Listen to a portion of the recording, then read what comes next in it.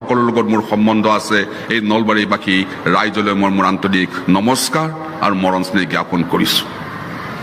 মোৰ বক্তৃতা দিয়াৰ আগতে কিতাপত লিখাৰ দৰে উপন্যাস বা অন্যান্য কিতাপত যি আগকথা থাকে এই আগকথাৰ এটা ক'ব খুজিছোঁ।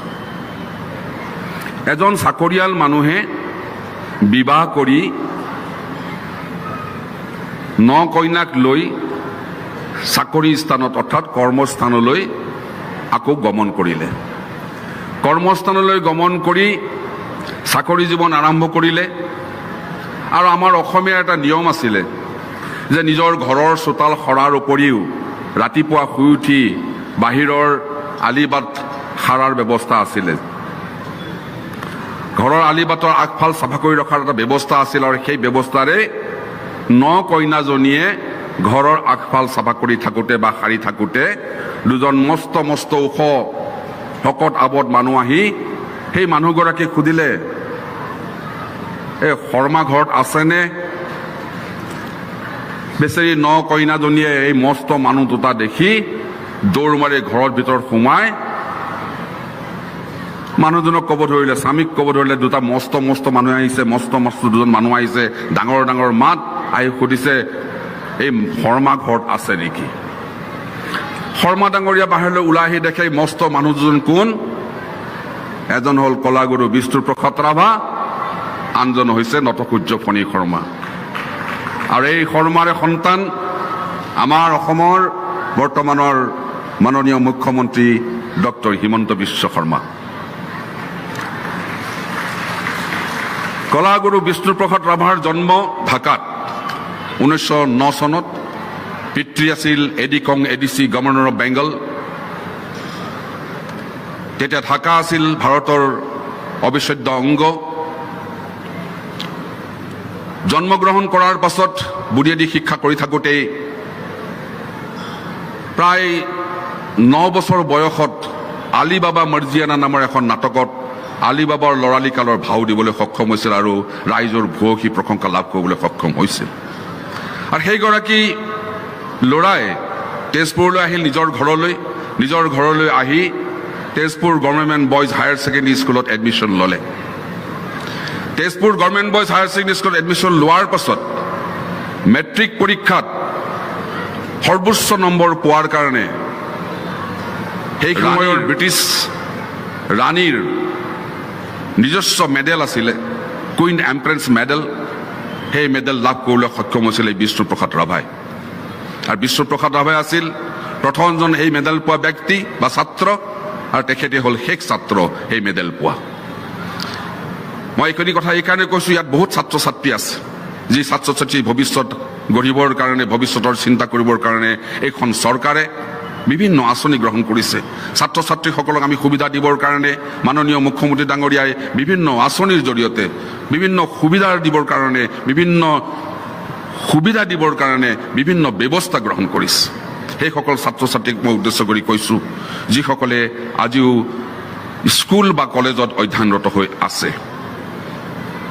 সেই বিষ্ণুপ্ৰসাদ ৰাভাই কলিকতাৰ ছেণ্ট পল কলেজত সেইখিনি সময়তে বিজ্ঞান বিভাগত পঢ়িবলৈ আৰম্ভ কৰে আৰু ছেণ্ট পল কলেজৰ পৰা প্ৰথম বিভাগত পাছ কৰি পদাৰ্থ বিজ্ঞানত ফিজিক্স অনাৰ্ছ লৈ ৰিপন্স কলেজত পঢ়িবলৈ আৰম্ভ কৰে। আৰু ৰিপন্স কলেজত পঢ়ি থাকোঁতে বিষ্ণুপ্ৰসাদ ৰাভাই কলেজৰ সাধাৰণ সম্পাদক, ক্ৰিকেট কেপ্টেইন, ভলীবলৰ কেপ্টেইন, ফুটবলৰ কেপ্টেইন আৰু গান টান ৰচনা কৰাটো আছেই। আনকি ৰিপন্স কলেজৰ সৰস্বতী পূজাৰ সৰস্বতী গোসাঁনী প্ৰতিমা জনা গঢ়া মানুহজনী হৈছে বিষ্ণুপ্ৰসাদ ৰাভা। আৰু ছাত্ৰৰ প্ৰতিমা গঢ়াৰ কাৰণে গোটেই কলিকতাৰ মানুহে সেই ৰিপন্স কলেজত প্ৰতিমা চাবলৈ ঢাপলি মেলিছিল। আৰু সেই বিষ্ণুপ্ৰসাদ ৰাভাৰ জীৱন যৌৱন আৰম্ভ হ'ল। আৰম্ভ হোৱাৰ লগে লগে চিত্তৰঞ্জন দাস, যিগৰাকীক বেংগলত কোৱা হৈছিল নেতাজী সুভাষ চন্দ্ৰ বসুৰ গুৰু বুলি, নেতাজী সুভাষ চন্দ্ৰ বসুৰ গুৰু চিত্তৰঞ্জন দাসে বেংগল ভলণ্টিয়াৰ ফ'ৰ্চ নামৰ এটা সংগঠন কৰিছিল ভাৰতৰ স্বাধীনতা আন্দোলনৰ সময়ত। আৰু বিষ্ণুপ্ৰসাদ ৰাভা বেংগল ভলণ্টিয়াৰ ফ'ৰ্চত যোগদান কৰাৰ অপৰাধত কলিকতা এৰিবলৈ বাধ্য হ'ল। আকৌ কোচবিহাৰৰ ভিক্টৰিয়া কলেজত ইংলিছ অনাৰ্ছ লৈ পঢ়িবলৈ আৰম্ভ কৰিলে। ইংলিছ অনাৰ্ছ লৈ পঢ়িবলৈ আৰম্ভ কৰাৰ পিছত ভাৰতৰ স্বাধীনতা সংগ্ৰামত ব্ৰিটিছ অৰ্থাৎ বগা চাহেব আৰু সেইখিনি সময়ত বেংগলৰ জমিদাৰসকলে ভাৰতৰ স্বাধীনতা আন্দোলনৰ বিৰোধিতা কৰিছিল। আৰু বিষ্ণুপ্ৰসাদ ৰাভাই ৰাজ দৰবাৰৰ দেৱালত লিখি দিছিল, পোষ্টাৰ মাৰি দিছিল, ৰাজ্যে আছে দুইটি পাঠা, একটি কালো একটি সাদা, ৰাজ্যেৰ যদি মংগল চাও দুইটি পাঠা বলি দাও। আকৌ বিষ্ণুপ্ৰসাদ ৰাভা খেদা খালে কোচবিহাৰৰ পৰা। আজিৰ ৰংপুৰ, বাংলাদেশৰ ৰংপুৰৰ কাৰমাইকেল কলেজত পঢ়া আৰম্ভ কৰিলে। আৰু ৰংপুৰত পঢ়ি থকা অৱস্থাত পুনৰ চিটাগঙৰ খাৰ বাৰুদৰ গুদামত জুই দিয়াৰ অপৰাধত বিষ্ণুপ্ৰসাদ ৰাভাক অপৰাধী সজোৱা হ'ল। বিষ্ণুপ্ৰসাদ ৰাভাৰ শিক্ষা জীৱন তাতে সমাপ্ত হ'ল। কিন্তু শিক্ষা জীৱন সমাপ্ত হ'লেও বিষ্ণুপ্ৰসাদ ৰাভাই তেওঁৰ সৃষ্টি, গান, নাটক, প্ৰবন্ধ, বিভিন্ন সৃষ্টিতে তেওঁ আগবাঢ়ি আহিল। জীৱন যৌৱনৰ গান বিষ্ণুপ্ৰসাদ ৰাভাৰ পিছত কোনোবাই ৰোমান্টিক গান ইমান লিখিছে বুলি নাভাবোঁ। ইমান সুন্দৰ লিৰিক্স, ইমান সুন্দৰ শব্দ গাঁথনি, ইমান সুন্দৰ সুৰ বিষ্ণুপ্ৰসাদ ৰাভাই তেওঁৰ জীৱনৰ যৌৱন কালত গাইছে। পৰজনমৰ শুভ লগনত যদিহে আমাৰ হয় দেখা, পুৰাবানে প্ৰিয়ে এই জনমৰ মোৰ হিয়াৰো পূৰ্ণ আশা। এনেকে অজস্ৰ ৰোমান্টিক গান বিষ্ণুপ্ৰসাদ ৰাভাই আমাক দান দি গৈছে, অসমীয়াক উপহাৰ দি গৈছে। আৰু সেই বিষ্ণুপ্ৰসাদ ৰাভাই মহাপুৰুষ শ্ৰীমন্ত শংকৰদেৱৰ কথা কৈছে। বিষ্ণুপ্ৰসাদ ৰাভাৰ জীৱনৰ তিনিজন বিশিষ্ট ব্যক্তি, বিশিষ্ট লোক তেখেতৰ অন্তৰৰ। এজন হৈছে ইটালীৰ শিল্পী লিঅ'নাৰ্ডো দা ভিঞ্চি, আনজন হৈছে আমাৰ সনাতন ধৰ্মৰ, হিন্দু ধৰ্ম বুলি যাক কোৱা হয়, এই সনাতন ধৰ্মৰ শ্ৰেষ্ঠ ভগৱান আমাৰ শ্ৰীকৃষ্ণ, ভগৱান শ্ৰীকৃষ্ণ। আৰু আনজন হৈছে অসমৰ শ্ৰীমন্ত শংকৰদেৱ। সেই শংকৰদেৱৰ ওপৰত যেতিয়া বেলগুৰিয়া অৰ্থাৎ মাজুলীৰ পৰা শংকৰদেৱে চকুৰি ভকতসহ বৰপেটাৰ পাটবাউসীলৈ গুচি আহিছিল, ৰাজনৈতিক কাৰণতে হওক বা সামাজিক কাৰণতে হওক, তাৰ ওপৰতো বিষ্ণুপ্ৰসাদ ৰাভাই গান লিখিছে। হে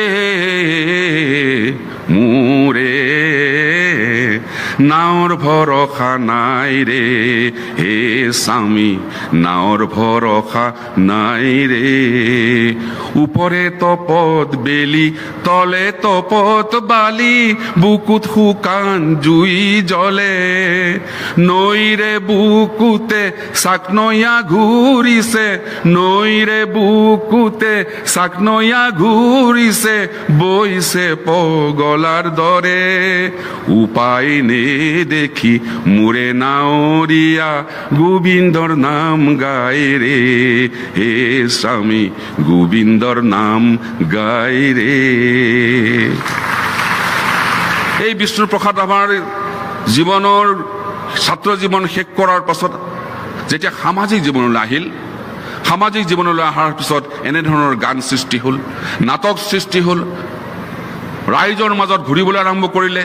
অসমৰ বিভিন্ন জাতি জনজাতি, বড়ো, মিচিং, কাৰ্বি, ডিমাচা, কোন ঠাইত বিষ্ণুপ্ৰসাদ ৰাভা যোৱা নাই, কাৰ লগত বিষ্ণুপ্ৰসাদ যোৱা নাই, কাৰ ঘৰত বিষ্ণুপ্ৰসাদ খোৱা নাই।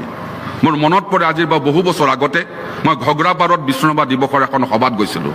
আৰু এইখন সভা আছিল সম্পূৰ্ণ কৃষকৰ সভা, সন্ধিয়া সময়ত হোৱা সভা। আৰু এই সভাত লেম্প লৈ মিটিং হৈছিল, লাইট লৈ নহয়। তাত এজন বৃদ্ধ মানুহে কৈছিলে, বিষ্ণুপ্ৰসাদ ৰাভা অসমত আৰু বহু বছৰ বছৰ ধৰি অসম যেতিয়ালৈকে জীয়াই থাকিব তেতিয়ালৈকে বিষ্ণু ৰাভাক আমি স্মৰণ কৰি থাকিবই লাগিব। কিয় আমি স্মৰণ কৰিব লাগিব? যে বিষ্ণুপ্ৰসাদ ৰাভা এনে এজন মানুহ, যিজন মানুহে জ্ঞাতে অজ্ঞাতে, কোনো জনাকৈ বা কেতিয়াবা নজনাকৈ প্ৰতিঘৰ মানুহৰ ঘৰৰ চোতালেৰে বিষ্ণুপ্ৰসাদ ৰাভাই খোজকাঢ়ি গৈছে। বিষ্ণুপ্ৰসাদ ৰাভাৰ ভৰিৰ ছাপ অসমৰ প্ৰতিঘৰ মানুহৰ ঘৰত আছে। আৰু সেইকাৰণে বিষ্ণুপ্ৰসাদ ৰাভাৰ আজি এই দিৱস আজি অসম চৰকাৰে পালন কৰিছে। আৰু সেই বিষ্ণুপ্ৰসাদ ৰাভাই চিনেমা কৰিছে, মাহুত বন্ধুৰে, প্ৰতিধ্বনি, নটসূৰ্য ফণীসমাৰ লগত একেলগে লগ লাগি চিৰাজ চিনেমাখনৰ পৰিচালনা কৰিছে, অভিনয় কৰিছে, চিনেমাৰ লগত জড়িত, ভ্ৰাম্যমাণ থিয়েটাৰৰ লগত জড়িত। আপোনালোকে হয়তো বহুতে জানে যে বিষ্ণুপ্ৰসাদ ৰাভা চামতাৰ সুৰদেৱী থিয়েটাৰত অভিনেতা আছিল আৰু পৰিচালক আছিল। এই নাট্য মন্দিৰ, নলবাৰীৰ নাট্য মন্দিৰ এনে এটা বছৰ নাছিল য'ত বিষ্ণুপ্ৰসাদ ৰাভা আৰু ফণী শৰ্মাই অভিনয় কৰা নাছিল। মোৰ এটা কথা মনত পৰে, মাননীয় মুখ্যমন্ত্ৰী ডাঙৰীয়া, এবাৰ বিষ্ণুপ্ৰসাদ ৰাভা আৰু ফণী শৰ্মাই নলবাৰীত চিৰাজ আৰু এমুঠি চাউল নাটকখন কৰিবলৈ আহিল। কৰিবলৈ আহোঁতে নলবাৰী নাট্য মন্দিৰ নোপোৱাৰ কাৰণে দেৱীৰাম পাঠশালা স্কুলত তেতিয়া ৰাছিয়াৰ কিবা এটা দল আহিব, তাৰ কাৰণে এটা ষ্টেজ বনাইছে। বিষ্ণুপ্ৰসাদ ফণী শৰ্মাই হেডমাষ্টাৰক অনুৰোধ কৰিবলৈ গ'ল যে ষ্টেজটো আমাক দুদিনৰ কাৰণে দিব লাগে, আমি ইয়াত অভিনয় কৰিম, নাটক কৰিম। অনুৰোধ কৰাৰ পিছত হেডমাষ্টাৰে ক'লে যে ঠিক আছে, আপোনালোকক ষ্টেজটো দিয়া হ'ব, কিন্তু ৰাছিয়াক আপোনালোকে অলপ সহায় কৰিব লাগিব। ৰাছিয়াৰ দলটোক, টীমটোক। ফণী শৰ্মা কৈছে, বিষ্ণু এতিয়া তোৰ মোৰে পাল হৈছে, বুজিছ, ৰাছিয়াক সহায় কৰিব লাগিব এতিয়া আমি দুজনে। বল বল বল বল, নাটক কৰিব নালাগে, বল বল বল, ইয়াত ৰাছিয়াক সহায় কৰিব নোৱাৰো, আমাৰ খাবৰে নাই। এনেধৰণৰ বহুত কাহিনী আছে বিষ্ণুপ্ৰভা ফণী শৰ্মাৰ। আৰু সেই ফণী শৰ্মা বিষ্ণুপ্ৰভাৰ কাহিনীবিলাক ক'লে বহুত দীঘলীয়া বাকন হ'ব। এই বিষ্ণুপ্ৰসাদ ৰাভাই শিশুৰ কথা কৈছে, শিশুক মৰম কৰিছিলে আৰু শিশুক লৈ বহুত গান লিখিছে, বহুত গান। তাৰে এটা গান, অলিয়া বলিয়া কৃষ্ণই কলিয়া, ভাল গকুলত ঘিলা খেলিছিলা, ঘিলা খেলি খেলি কতে ময়াপী হলা ও কলিয়া, ভাল গকুলত ঘিলা খেলিছিলা। এক শিশুৰ গান। বিলতে হালিছে ধুনীয়া পদুমী, ফুলনিত ফুলিছে ফুল। কিমান গান, কিমান ৰচনা কৰি থৈ গৈছে, কিমান সুৰ দি থৈ গৈছে। 1932 চনৰ পৰা 1937 চনলৈকে বিষ্ণুপ্ৰসাদ ৰাভাই ভাৰতবৰ্ষৰ প্ৰথমটো ৰেকৰ্ডিং কোম্পানী চেনুলা কোম্পানীত এজন ৰেকৰ্ডিষ্ট হিচাপে, ৰেকৰ্ডিং ইঞ্জিনিয়াৰ হিচাপে কাম কৰিছিল, চাকৰি নহয়, সহায় কৰি দিছিল। আৰু সেইখিনি সময়তে বিষ্ণুপ্ৰসাদ ৰাভাই বহুত অসমৰ ল'ৰা ছোৱালীক নি, অসমৰ গাভৰু ছোৱালী ল'ৰা নি পেলাই তাত গীত পৰিৱেশন কৰিবলৈ, ৰেকৰ্ডিং কৰিবলৈ শিকাইছিল। আনকি ডক্টৰ ভূপেন হাজৰিকাক তেওঁ 9 বছৰ বয়সত কলিকতালৈ নি, আৰু কলিকতালৈ নিয়াৰ কাৰণটো হৈছে চেনুলা কোম্পানীৰ অহিন্দ্ৰ চক্ৰৱৰ্তী নামৰ মানুহজনে আহি জ্যোতিপ্ৰসাদ আগৰৱালা আৰু বিষ্ণুপ্ৰসাদ ৰাভাক অনুৰোধ কৰিছিল যে অসমীয়া ভাষাতে প্ৰথম নাটক বা গান তাত ৰেকৰ্ডিং কৰিব লাগে। তাৰ আগতে ৰেকৰ্ডিং অসমীয়া মানুহে কৰা নাই। তেতিয়া জ্যোতিপ্ৰসাদ আগৰৱালা আৰু বিষ্ণুপ্ৰসাদ ৰাভাই অহিন্দ্ৰ চক্ৰৱৰ্তীক কৈছিলে, ঠিক আছে, আপোনাৰ কোম্পানীত আমি গান ৰেকৰ্ডিং কৰিম, কিন্তু তেজপুৰত এখন সংগীত বিদ্যালয় গঢ়ি দিব লাগিব। আৰু এই সংগীত বিদ্যালয়খনে হৈছে আজিৰ জ্যোতি কলা কেন্দ্ৰ আৰু অসমৰ প্ৰথমখন সংগীত বিদ্যালয়। হাই বিষ্ণুপ্ৰসাদ ৰাভা গণশিল্পী হিচাপে পৰিগণিত হ'ল। লাহে লাহে মানুহৰ মাজত ইমানেই আকৰ্ষিত হ'ল বিষ্ণুপ্ৰসাদ ৰাভা, গীত মাত, সমাজ সংস্কাৰক বিভিন্ন কামত বিষ্ণুপ্ৰসাদ ৰাভা জড়িত হৈ পৰিল। আৰু সেই বিষ্ণুপ্ৰসাদ ৰাভাই গাইছিল, বিশ্বৰে চন্দে চন্দে মহানন্দে আনন্দে নাচা নাচা তমোহৰ দেও নাচা। এয়া গানো গাই পেলাই থৈ গৈছে। সুৰৰে দেউলৰে ৰূপৰে শিকলি ভাগি দিলি খুলি, এয়া গান গাই থৈ গৈছে। আৰু সেই বিষ্ণুপ্ৰসাদ ৰাভাই 1947 চনত যেতিয়া ভাৰত স্বাধীন হ'ল, 47 চনৰ সময়ত 1946-47 চনত বিষ্ণুপ্ৰসাদ ৰাভাই বিপ্লৱী কমিউনিষ্ট পাৰ্টীত যোগদান কৰে। আৰু বিপ্লৱী কমিউনিষ্ট পাৰ্টীত যোগদান কৰাৰো এক উদাহৰণ আছে। পলাশবাৰীত এখন সভা হৈছিল, কৃষক সভা। আৰু কৃষক সভাত যিজন নেতাক আমন্ত্ৰণ কৰা হৈছিলে, সেই নেতাজনে মাত্ৰ উৰ্দু ভাষাৰ বাহিৰে বেলেগ ভাষা নাজানিছিল। আৰু সেইখিনি সময়ত গুৱাহাটীত উৰ্দু ভাষা ক'ব পৰা মানুহ এজনে আছিল, এজন বিষ্ণুপ্ৰসাদ ৰাভা।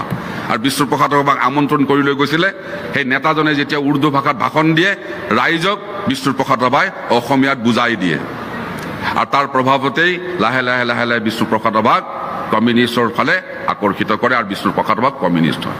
আৰু কমিউনিষ্ট হোৱাৰ পিছত যি বিষ্ণুপ্ৰসাদ ৰাভাই পৰজনমৰ শুভলগ্নত গালে, লগন কলি গ'ল গালে, মোৰ কবিতাৰ ছন্দ লাগি, কিমান ৰোমান্টিক গান গালে। আৰু সেই বিষ্ণুপ্ৰসাদ ৰাভাই তেতিয়া অসমৰ বিভিন্ন ঠাইত ঘূৰি গীতে মাতে মানুহৰ মাজত সোমাইছিল দুখীয়া নিচলা অসমীয়া হালোৱা হজুৱাক উদ্ধাৰ কৰিবৰ কাৰণে। আৰু তেতিয়াই গান লিখিছিল, বল বল বল বল কৃষক শক্তি দল, অ বনোৱা সমনীয়া আগবাঢ়ি যাওঁ বল, জাগ জাগ জাগ জাগ মজদুৰ নজোৱান, নিৰ্যাতিত নিপীড়িত কৃষক শক্তিমান, তোৰ বাহুতে আছে লুকাই অসীম শক্তি বল, ৰণসিঙা বাজে শুনৈ আগবাঢ়ি যাওঁ বল, আগবাঢ়ি যাওঁ বল, আগবাঢ়ি যাওঁ বল, অ বনোৱা সমনীয়া আগবাঢ়ি যাওঁ বল, বল বল বল বল কৃষক শক্তি দল।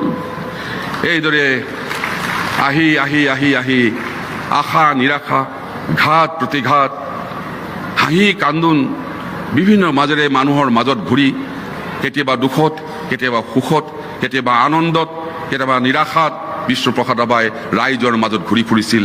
বিষ্ণুপ্ৰসাদ ৰাভাই তেওঁৰ জীৱনৰ অভিজ্ঞতাৰ জৰিয়তে বিভিন্ন ৰচনা কৰি থৈ গৈছে, গান, প্ৰবন্ধ, বিভিন্ন ৰচনা। বিষ্ণুপ্ৰসাদ ৰাভাৰ ওপৰত বক্তৃতা দিবলৈ হ'লে বহুত দীঘলীয়া বক্তৃতা দিব, 3 ঘণ্টা 4 ঘণ্টা 5 ঘণ্টা মই যদি বক্তৃতা দি থাকোঁ, বিষ্ণুপ্ৰসাদ ৰাভাৰ কথা কৈ শেষ কৰিব নোৱাৰিম। মই লাহে লাহে শেষৰ ফালে আহিছোঁ। বিষ্ণুপ্ৰসাদ ৰাভা 1967 চনত তেজপুৰ সমষ্টিৰ পৰা নিৰ্দলীয় প্ৰাৰ্থী হিচাপে বিধায়ক হয়। আৰু বিধায়ক হোৱাৰ পিছত 1968 চনৰ বাজেট ছেছনত যেতিয়া গভৰ্ণৰ ডাঙৰীয়াই বক্তৃতা প্ৰদান কৰিছিল, গভৰ্ণৰ ডাঙৰীয়াই বক্তৃতা কৰি থাকোঁতে বিষ্ণুপ্ৰসাদ ৰাভাই মাজতে উঠি কৈছিল, মাননীয় গভৰ্ণৰ মহোদয়, আপোনাৰ ভাষণ আধৰুৱা হৈ আছে, মোৰ 2টা প্ৰস্তাৱ আছিল, এই প্ৰস্তাৱ 2টা আপুনি আপোনাৰ ভাষণত সন্নিৱিষ্ট কৰা নাই। ভাষণ শেষ হোৱাৰ পিছত গভৰ্ণৰ ডাঙৰীয়াই মাননীয় অধ্যক্ষক মহোদয়ক কৈছিলে যে বিষ্ণুপ্ৰসাদ ৰাভাই 2টা প্ৰস্তাৱ দিছিলে, মই বক্তৃতাত সন্নিৱিষ্ট কৰা নাই যদিও এই প্ৰস্তাৱ 2টা গ্ৰহণ কৰিব লাগে। এই প্ৰস্তাৱ 2টা আছিলে, জ্যোতিপ্ৰসাদ আগৰৱালাৰ নামত গুৱাহাটীত এখন ফিল্ম ষ্টুডিঅ' হ'ব লাগে। সেই ফিল্ম ষ্টুডিঅ' হ'ল এতিয়া জ্যোতি চিত্ৰমন। গুৱাহাটীত এখন অত্যাধুনিক ৰংগমঞ্চ বা প্ৰেক্ষাগৃহ হ'ব লাগে, সেইখনে হৈছে ৰবীন্দ্ৰ ভৱন। আৰু সেই বিষ্ণুপ্ৰসাদ ৰাভা লাহে লাহে 1968 চনত দুৰাৰোগ্য কেঞ্চাৰ বেমাৰত আক্ৰান্ত হয়। আৰু কেঞ্চাৰ বেমাৰত আক্ৰান্ত হোৱাৰ পাছত বম্বেত চিকিৎসাধীন হৈ থাকে চৰকাৰৰ সাহায্যত। বম্বেৰ পৰা ঘূৰি অহাৰ পিছত আকৌ তেজপুৰ চিভিল হস্পিটেলত সোমাবলগীয়া হয় চিকিৎসাৰ বাবে। আৰু মৃত্যুৰ 3 দিন আগত বিষ্ণুপ্ৰসাদ ৰাভাই তেওঁ ৰোগশয্যাত এটি গান লিখি থৈ যায়। গানটি কাৰোবাক দিম বুলি ভাবিছিল যদিও গায়ক নোহোৱাত গুৱাহাটীৰ কমৰেড দদী মহন্তৰ হাততে গীতটি দিয়ে। আৰু দদী মহন্তক কৈছিলে যে গানটো কাৰোবাক গাব দিবা। দদী মহন্তই গানটো লৈ গুৱাহাটীত ঘূৰি ফুৰোঁতে এদিন গুৱাহাটী ক্লাবত খগেন মহন্তক লগ পালে। খগেন মহন্তক লগ পালে সেইদিনাখন এদিন আগত খগেন মহন্তক লগ পালে, খগেন মহন্তক গানটো দি ক'লে যে এইটো বিষ্ণু ৰাভাই দি পঠাইছে, তই পাৰিলে গাবি।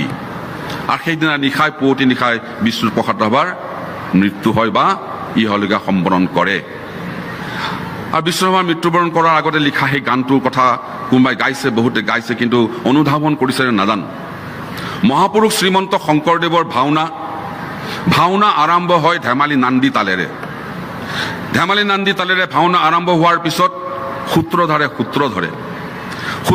সূত্ৰ ধৰাৰ পিছত অভিনেতা অভিনেত্ৰীয়ে অভিনয় কৰে। আৰু ভাওনাত যদি কাজিয়া লাগে, ধুমুহা হয়, ভাওনা ভাঙি যায়, ভাওনা সমাপ্ত হোৱা নুবুজায়। ভাওনা সমাপ্ত হয় কল্যাণ শৰ্মান ৰাগত।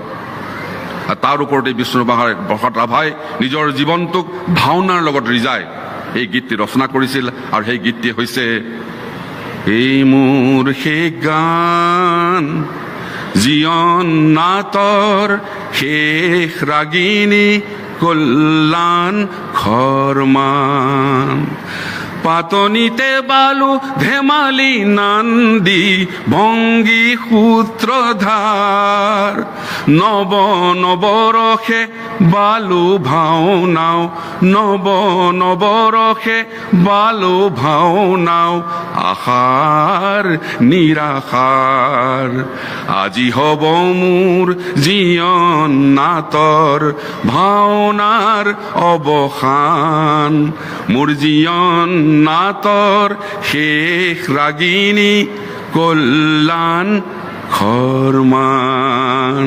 ধন্যবাদ।